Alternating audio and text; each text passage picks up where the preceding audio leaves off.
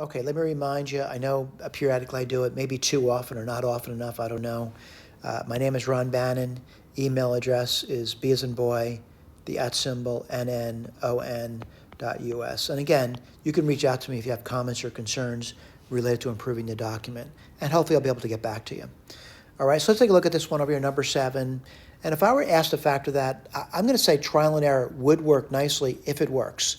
Now, if it doesn't work, I'd give up after 3 tries. So we get 5x and x. That's the only choice for that.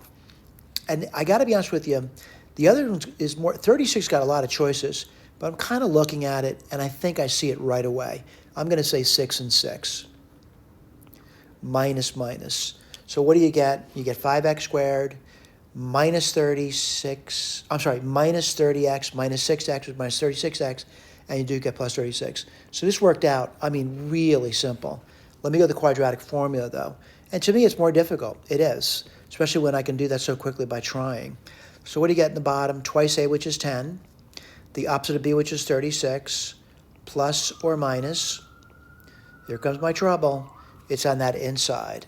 All right, so it's going to be the b squared, which is 36 squared minus 4 times a times c, which is 36. All right? Now, by the way, I'm going to do the arithmetic. As I do it, though, I'm going to erase the arithmetic after I'm done with it. 36, no, I'm not going to square it.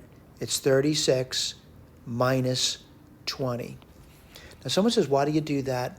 I don't want to do 36 squared, and I don't think it's going to add much to the problem anyway. So what do you get? 36 times 16. So now I know what the square root is. Let's write this down. 36 plus or minus 6 times 4, which is 24 over 10. As I said, I'm going to erase my arithmetic. Now, granted, you might say I do arithmetic differently than you. You could, but the bottom line is that's 24. Now, let's keep going, and I'm going to kind of write down the roots now. They're pretty easy to do. I would get 36 plus 24, and that's going to be 60 divided by 10, which is 6. Or I would get x equals 36 minus 24, which is minus 12 tenths, which is minus 6 fifths.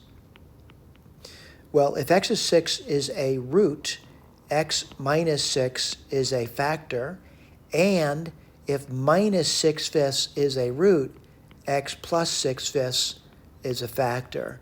However, I'm not getting the coefficient of a 5. What do? Multiply by 5. If you were to do that, I would associate the 5 with the second factor.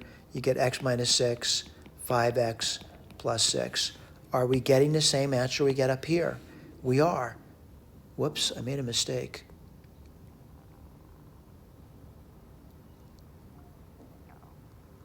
Oh, I'm sorry. I see it now. And I'm glad I looked. I really am.